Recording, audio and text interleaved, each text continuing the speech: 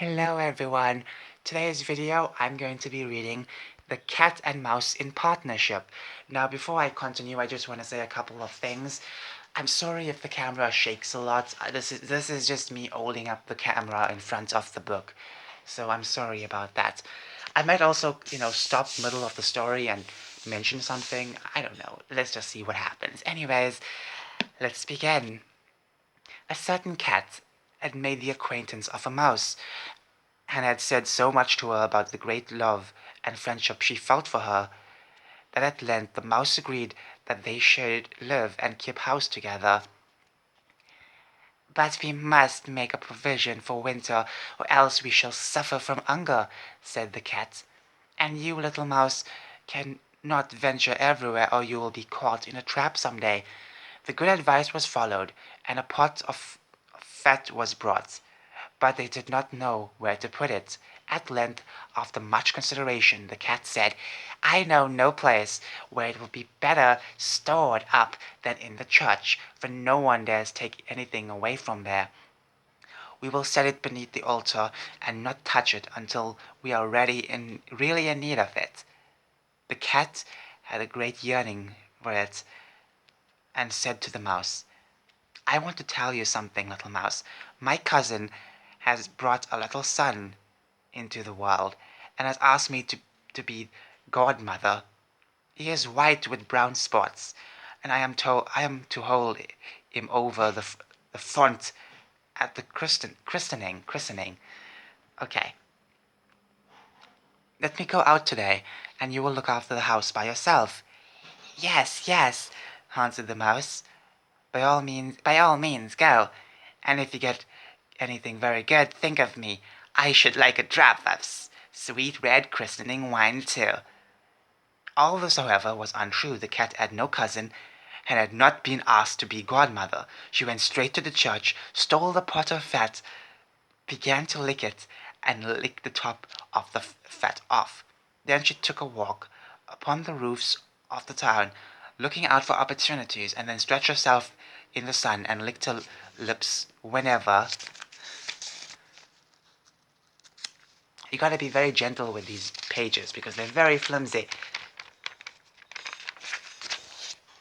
Whenever she thought of the pot of fat, and not until it was evening did she return home. "Well, here you are again," said the mouse. "No doubt you have had a merry day." All went off well. All went off well," answered the cat. I need to keep my voices very consistent, you know? Okay, I'm sorry if my voices just fell out of place. "What name did they give the child?" "Top off," said the cat quite coolly. "Top off," cried the mouse. "That is a very odd and uncommon name. Is it a usual one in your family? What does it signify?" said... Wait. Wait. Hold on. I'm mixing up the voices. I'm sorry. I'm so sorry. But before we continue that, I just want to go to this image. Look at this beautiful image. As you can see, she's walking by the roofs, close to the roofs, and she's just having a blast. Look at her. I used to have a lot of cats. You could just say I grew up with more cats than dogs, because I've seen dogs. Neighbors had dogs, but I never owned my own dog. I'm much close to cats. That's why I like Monster Hunter a lot, because the felines are very helpful, you know? Okay, okay. Moving on. An uncommon name. Is it a usual one in your family? What does it signify? Said the cat. Is it no worse? Is it no worse than Crumbs Stealer, as your godchildren are called? Before long the cat was seized by another fit of longing. She said to the mouse, "You must do me a favor, and once more manage the house for a day alone. I am again asked to be godmother. As the child has a white ring around its neck, I cannot refuse." The good mouse consented, but the cat crept behind the town walls to the church and devoured half of the pot of fat. Oh my goodness! Nothing ever seems so good as what one keeps to oneself, said she, and was quite satisfied with a day's work. When she went home, the mouse inquired, "And what was?" No, she has an energetic voice. Okay, let's keep an energetic voice. "And what was the child? This child christened?" Half done," answered the cat. "Half done? What are you saying? I have never heard the name in my life. I'll wager anything it is not in the calendar." The cat's mouth soon began to water for some more licking. "All good things go in threes," said she. "I asked to stand godmother again. The child is quite black, only it has white paws, but with that exception, it has not a single white hair on its whole body. This only happens once every few years. You will you will let me go, won't you?" Oh, I'm getting it. I'm getting the story. I'm getting the story. Oh my gosh. This cat is the rudest cat ever. Now I'm getting the names. "Tip off, I've done," answered the mouse. "They are such horrid names. They make me feel very thoughtful." "You sit at home," said the cat, "in your dark grey fur coat and long tail, and are filled with fancies. That's because you do not go out in the daytime." During the cat's absence, the mouse cleaned the house and put it in order, but the greedy cat entirely emptied the pot of fat. When everything is eaten up, one has some peace," said she to herself. And well filled and fat she did not return home till night.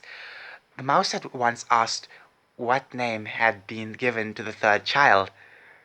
"It will not please. It will. Oh, wait. Okay, who's speaking now?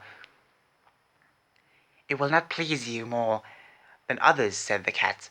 "He is called All Gone." "All Gone!" cried the mouse. That is the most suspicious. That is the most suspicious name of all. I have never seen it in print. All Gone. What can that mean?" And she shook her head, curled herself up, and lay down to sleep. Oh, this story is gold. This story is gold. Oh my goodness. I don't normally give commentary on my stories like the previous one. When I read the story, I never gave commentary, but holy crap, I am baffled. I am baffled. By the way, this is the first time I'm reading this story. Okay? So the previous one I read before, but this is shocking. So maybe in the future I might pause and have some commentary. From this time forth no one invited the cat to be godmother. But when the winter had come, and there was no longer anything to be found outside, the mouse thought of her provision, and said, "Come, cat." Oh, no, that's a very loud voice. "Come, cat, we'll go out. We'll go to our out. I'm mixing up my words. When you're trying to sound so fast, it's ridiculous. Come, cat, we will go to our pot of fat, which we have stored up for ourselves. We shall enjoy that." Oh my gosh, it's hard to read fast. "Yes," answered the cat, "up for ourselves." Wait, no, mixing up my lines, answered the cat.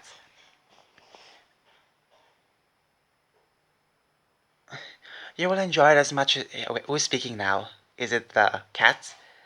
You will enjoy it as much as you would enjoy sticking that dainty tongue of yours out the window."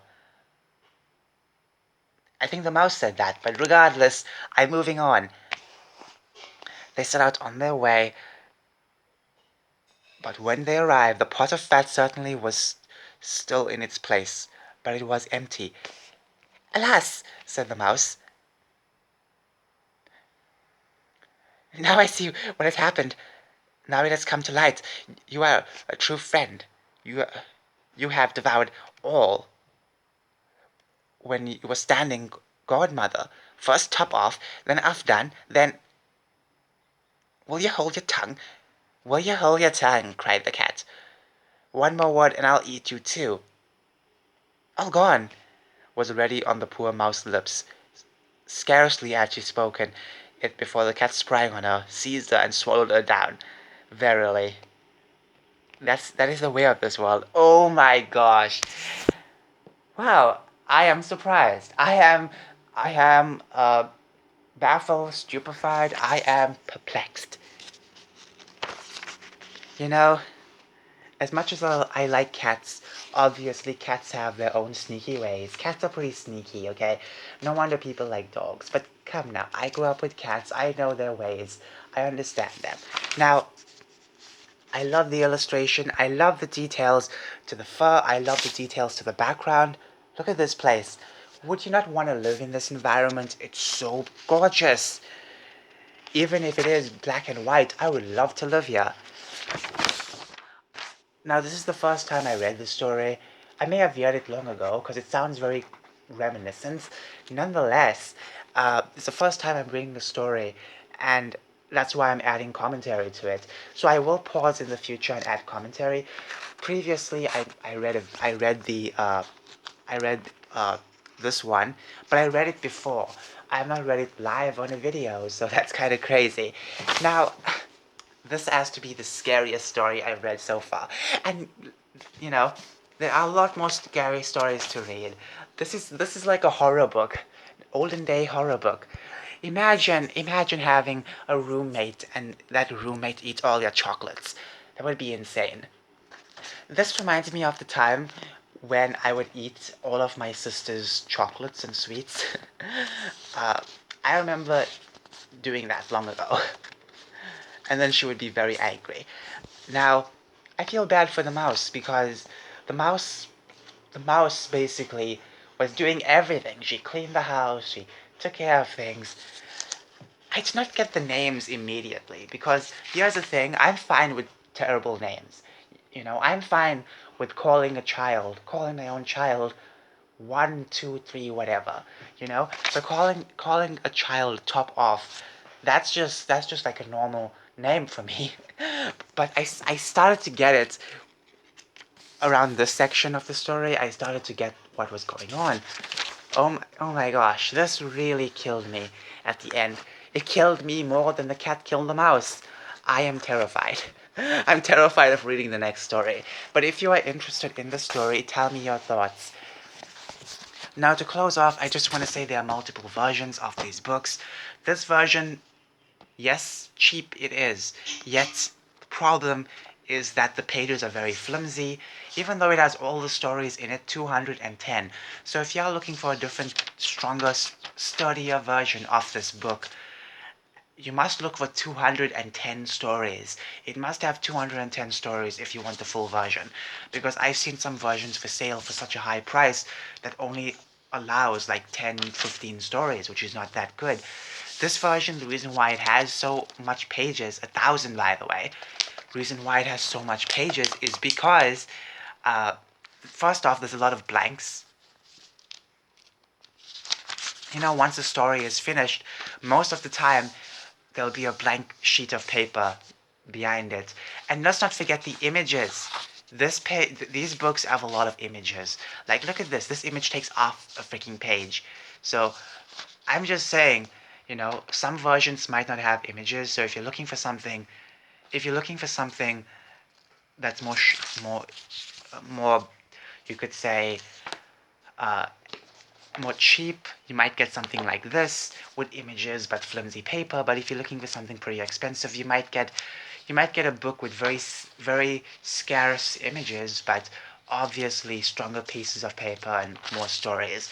But just make sure, if you're looking for the book, make sure it's 210 stories.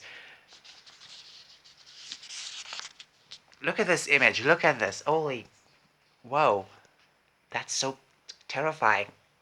Anyways, have a fantastic day. Bye.